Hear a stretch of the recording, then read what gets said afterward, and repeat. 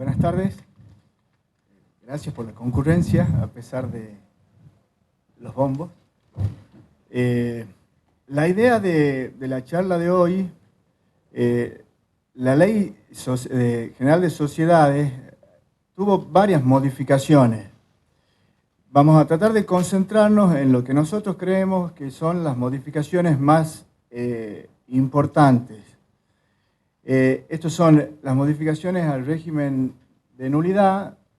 Las sociedades de la sección 4, anteriormente eran sociedades irregulares y de hecho, y el doctor o contador Carlino va a hablar posteriormente de las sociedades anónimas unipersonales. Como consecuencia de la unificación del Código Civil y Comercial, fue modificada también la Ley de Sociedades Comerciales, hoy Ley General de Sociedades. Para eso se puso énfasis en algunos principios.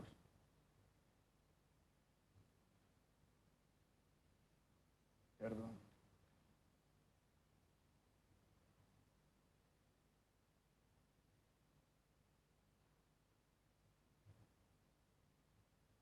Disculpe, pero toqué algo acá que...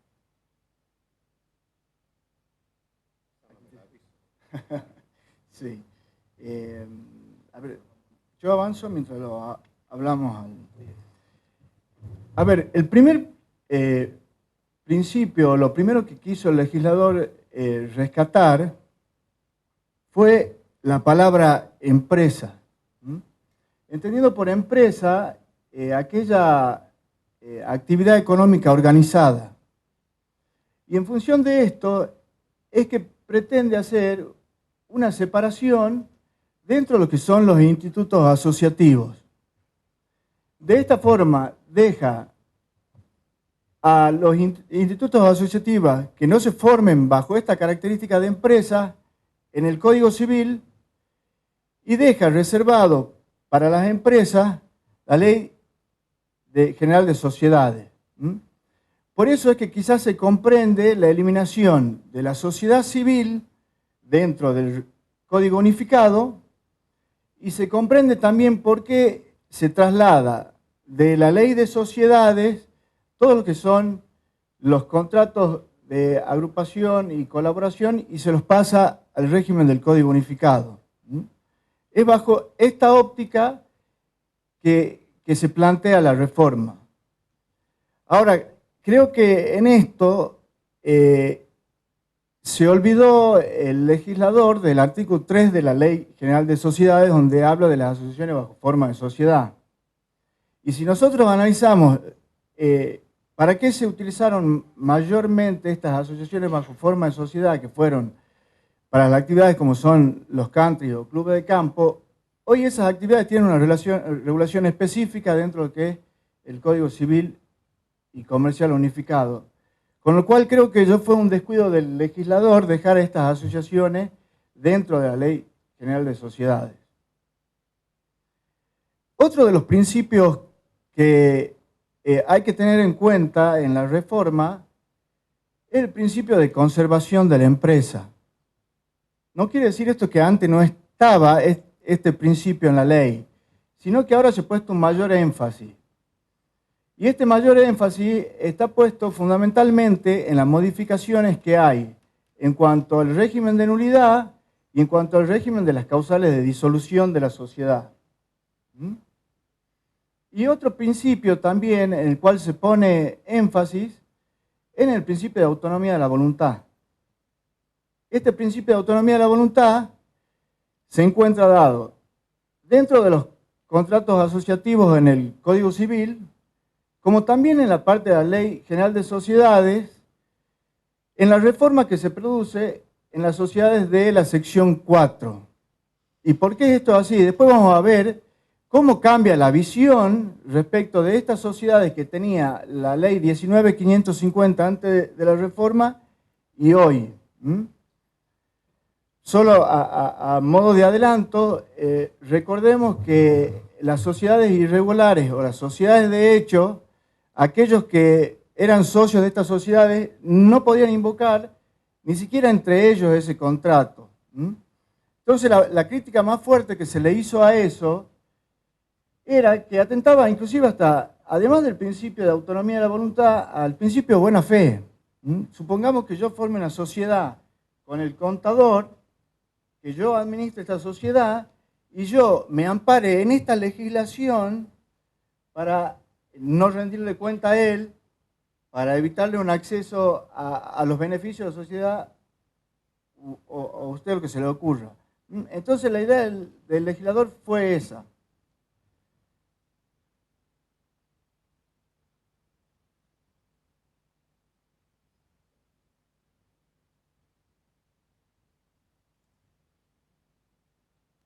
Veamos ahora cuáles son las reformas a la Ley General de Sociedades.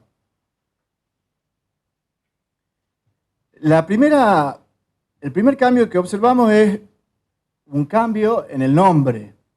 Y este cambio en el nombre responde a lo que hice alusión anteriormente. Se pretende que todas las sociedades que se organicen bajo formas de empresa se encuentren reguladas por esta ley y por nada más que por esta ley.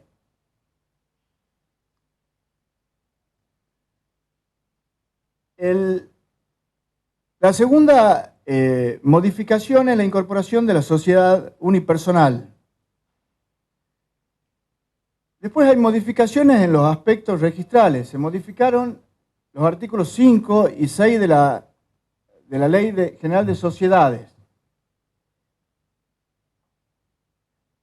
En cuanto a la modificación al artículo 5, se le hizo algunos agregados al articulado, pero acá desaparece el registro público de comercio y solamente hace alusión al registro público.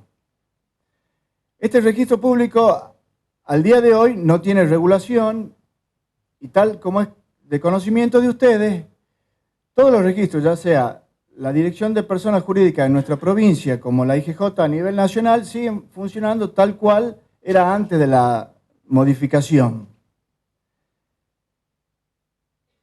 Y se agrega algunas cuestiones a este artículo que hacen más a la publicidad y al conocimiento de los terceros, tal cual es, que se incluyan en los contratos, en los estatutos, la dirección y además que en la documentación conste los datos de la inscripción. Esto hace nada más que a seguridad de terceros.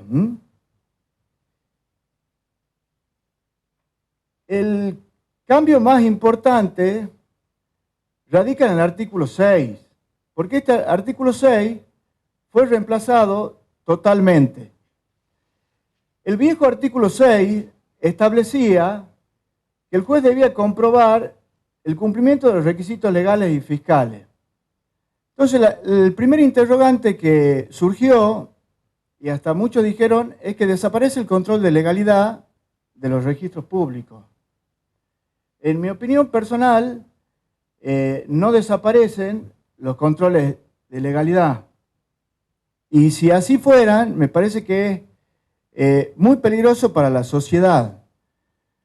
¿Por qué? Porque el control de legalidad por parte del registro público permite o evita que haya futuros conflictos. Un control de legalidad bien ejercido es un control que beneficia a todos. El artículo 6 elimina entonces este control de legalidad, pero a mi entender sigue vigente. El nuevo artículo 6 lo que hace es reglamentar algo que estaba reglamentado en el Código de Comercio en los artículos 34 y 42 cuando se encargaba de reglamentar el registro público de comercio. Y en lo que hace a los plazos de inscripción y a la toma de razón, se modificaron nada más que los plazos. Y se incorpora la posibilidad de la inscripción en defecto de que hubiese mandatario por los representantes que surjan del contrato o en su defecto cualquier socio.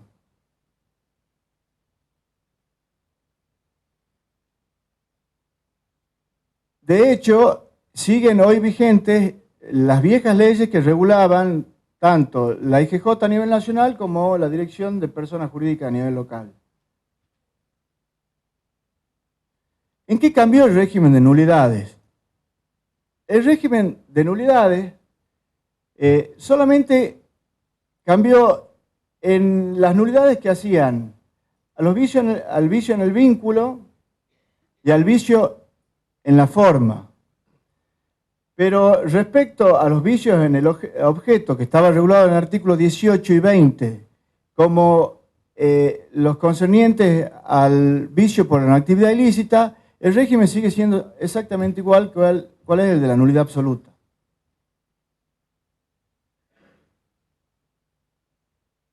En cuanto al vicio en el vínculo, lo que hace la ley es incorporar, como consecuencia de la incorporación de las sociedades unipersonales, que se va a producir ya no solo cuando el vínculo sea esencial, sino también cuando el vicio se refiere al vínculo del socio único.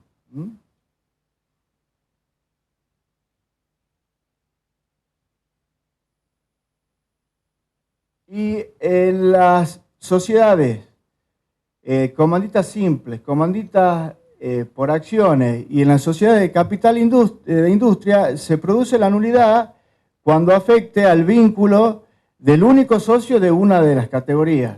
Esto es por esencia porque no pueden funcionar estas sociedades con la falta de una de las categorías. Ahora, el cambio más importante en cuestión de nulidad es lo que se refiere al artículo 17 y que está ligado con las modificaciones al artículo 21, que es el artículo con cual empieza la sección 4. ¿Por qué esto es así? El viejo artículo 17 preveía la nulidad cuando había un vicio en un elemento esencial típico. Entonces, en el régimen anterior no existía la posibilidad de la existencia de una sociedad típica. Y después preveía la anulación cuando sea el vicio de un elemento esencial no tipificante. Esto es modificado y la ley actualmente lo que hace es decir que cuando se omitan requisitos esenciales tipificantes o cuando el contrato contiene elementos contrarios al tipo, no se produce la nulidad, sino que esta sociedad va a quedar regida por la sección 4.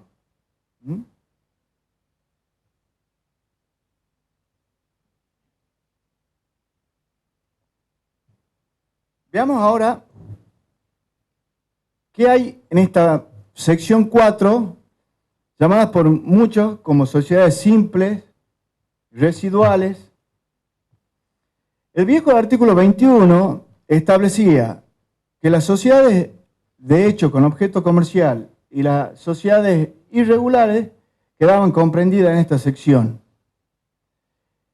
Este artículo desaparece y es sustituido por este artículo 21 que expresa que las sociedades que no se constituyan según los tipos del capítulo 2, o sea, todas las sociedades típicas.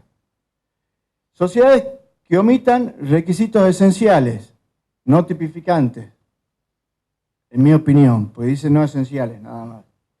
Y sociedades que incumplan las formalidades exigidas por esta ley quedan regidas en este capítulo. Ahora veamos cuáles son las sociedades que quedarían regidas en esta sección.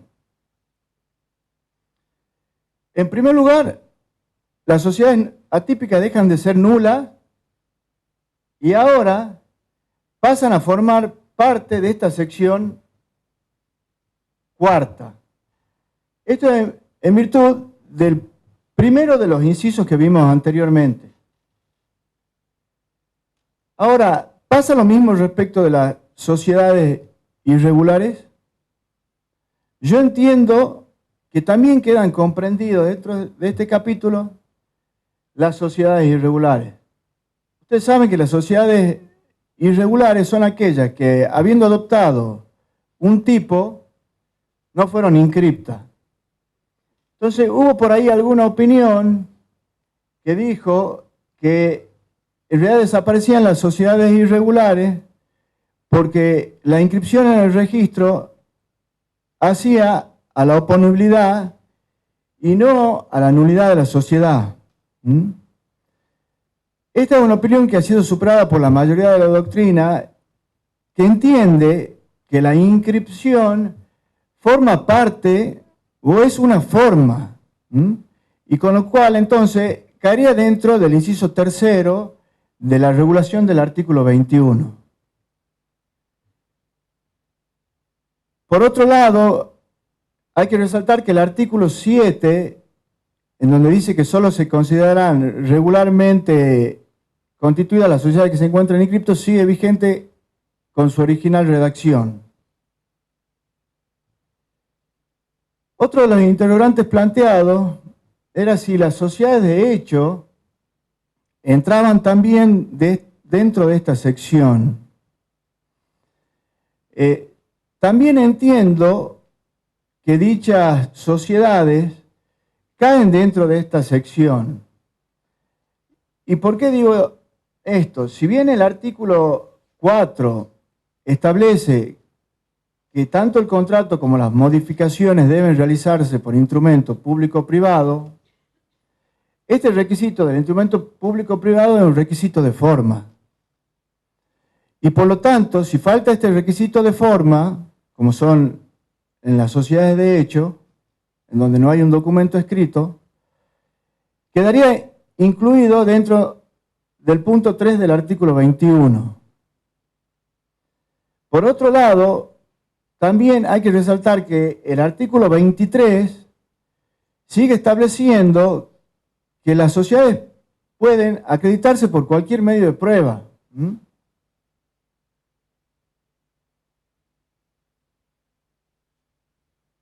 Y quizás la discusión más ardua dentro de las sociedades que están incluidas o no dentro de esta sección es lo referente a la sociedad civil.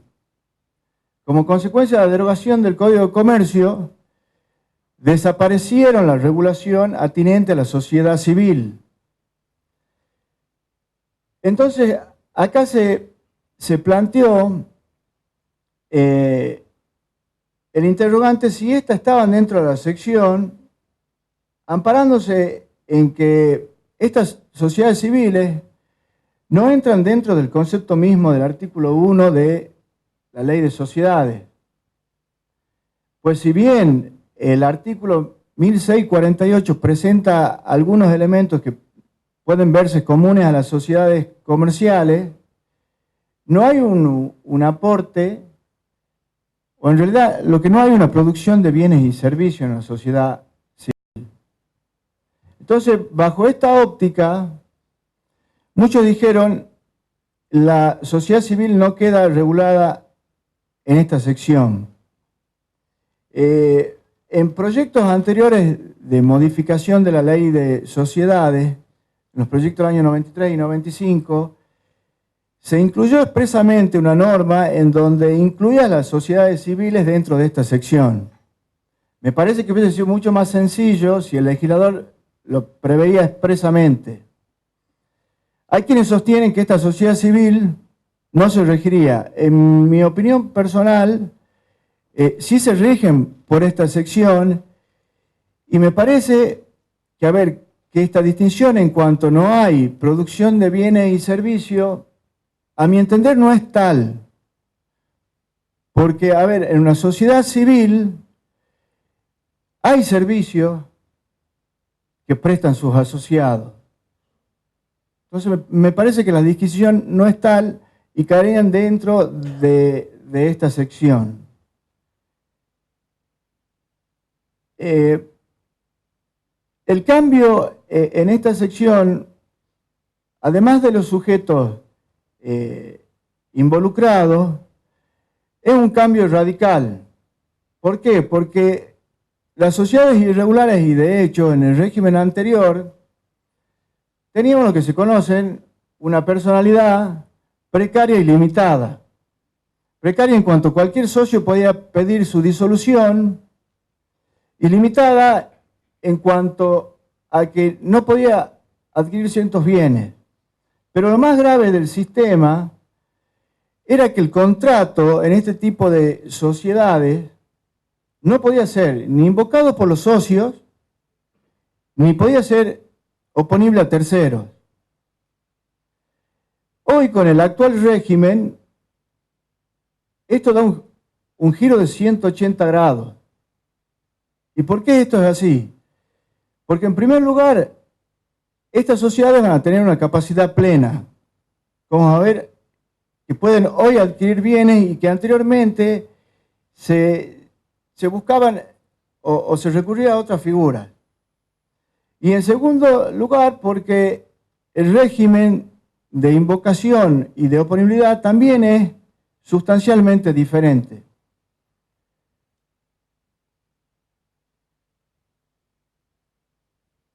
Lo primero que se dice es que este contrato puede ser invocado entre los socios. Y esto responde, como dijimos anteriormente, al principio de la autonomía de la voluntad y también hace la buena fe. Pero este contrato solamente va a ser oponible a terceros si se prueba que ellos conocieron. Quizás en algunas sociedades no sea tan evidente la complejidad como en otras.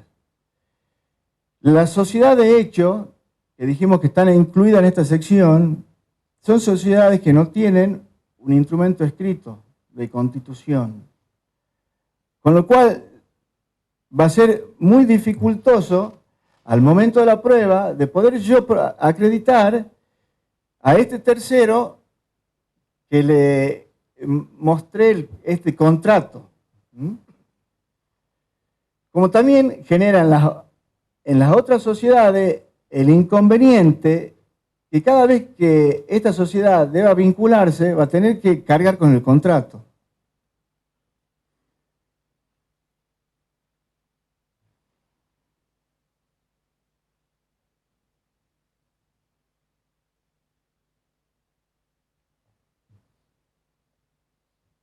Todas las normas del contrato, dijimos, van a poder ser invocadas por los socios. Esto es las relaciones entre los socios. Ahora, respecto a las relaciones con los terceros, acá el legislador incurre en un error. Y dicen, en las relaciones con los terceros, cualquiera de los socios representa a la sociedad. Hasta acá parecía claro, pero le agrega exhibiendo el contrato.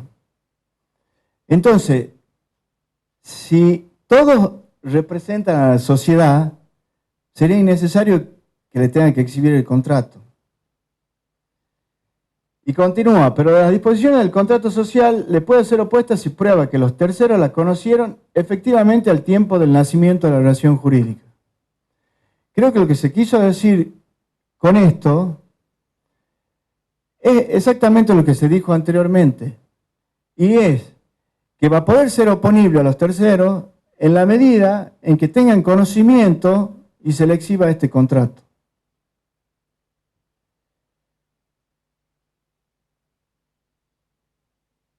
El artículo 23, en la segunda parte, incorpora también la posibilidad hoy, antes vetada o vedada, a las sociedades de la sección 4 para adquirir bienes registrables. Y para ello se tendrá que acreditar su existencia ante el registro y la facultad del representante. Nuevamente surgen las dificultades en aquellas sociedades de hecho con objeto comercial, que no tengan un contrato.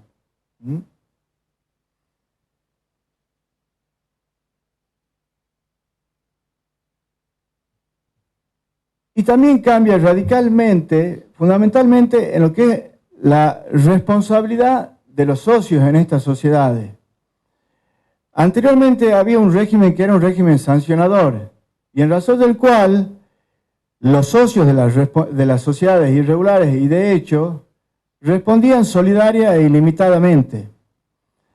Esto cambia Y hoy los socios de este tipo de sociedades solamente responden de manera mancomunada y de manera en partes iguales, salvo, dice, que la solidaridad con la sociedad o entre ellas, o una proporción distinta, o decir, no la igualdad, surja de una estipulación expresa en la relación o conjunto de relaciones, del contrato social, o de reglas comunes del tipo que manifestaron adoptar, de las cuales dejaron de cumplir sus requisitos sustanciales o formales.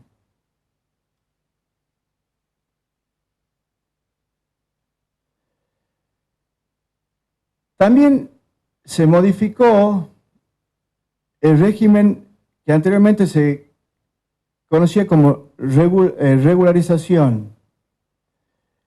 Al origen de la ley 19.550, el sistema o el régimen sancionador de la ley le impedía a los socios regularizar, y la única posibilidad que tenían era disolver la sociedad. Esto se atenuó posteriormente con la ley 22.903 y hoy se prevé un mecanismo de subsanación.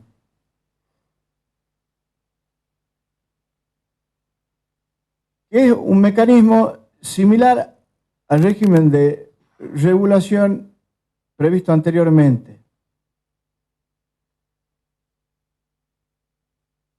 Y prevé la posibilidad de aquellos socios disconformes con la subsanación del receso.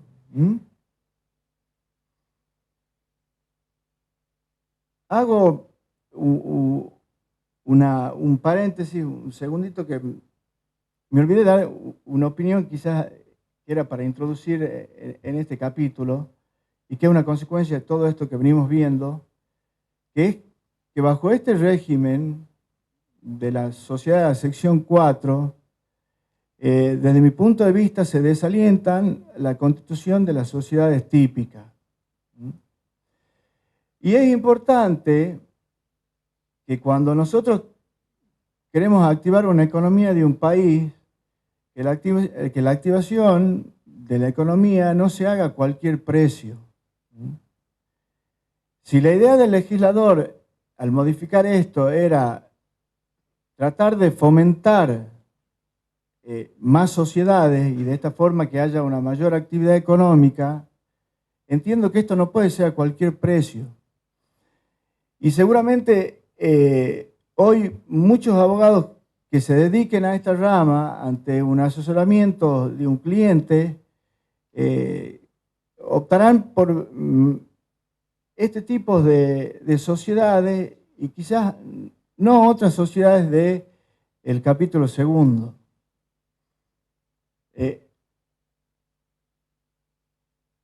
No sé si vos querés agregar.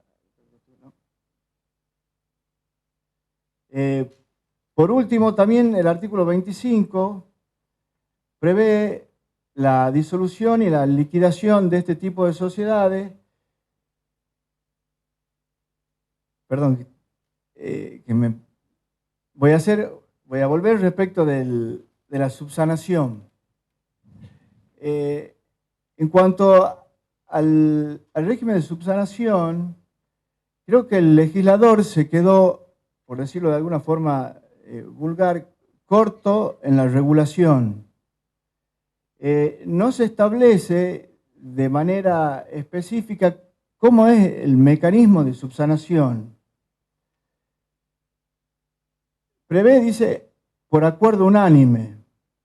Y después dice, a falta de acuerdo unánime de los socios, la subsanación puede ser ordenada judicialmente.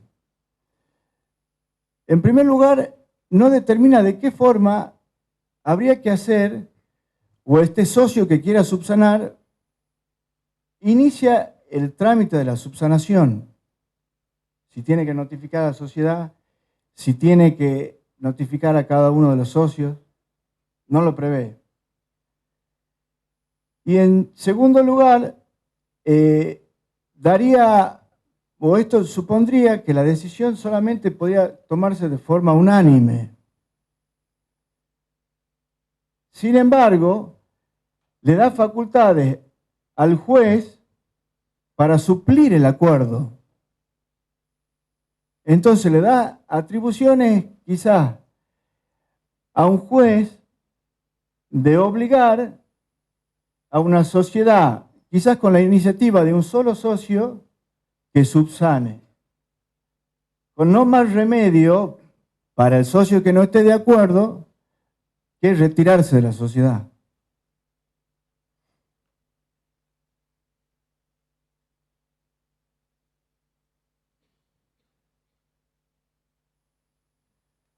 Finalmente establece un régimen de disolución que debe realizarse durante la duración de esta sociedad,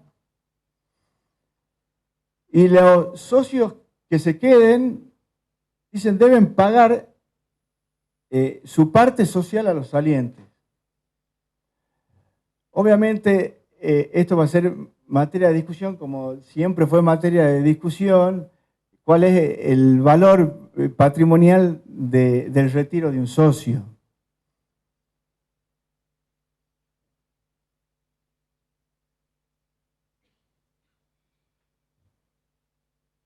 Por último, el artículo 26 le dice: las relaciones entre acreedores sociales y los acreedores particulares de los socios, aun en caso de quiebra, se juzgarán como si se tratara de una sociedad de los tipos previstos en el capítulo 2, incluso respecto de los bienes registrables. Lo que el legislador quiso decir en este artículo es una consecuencia lógica de que todas estas sociedades de la sección 4 son personas jurídicas y como tal tienen un patrimonio diferenciado de los socios. Esto es lo que significa este artículo 26.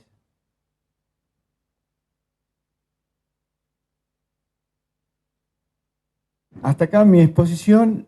Le paso el mando al contador Carlino. Gracias.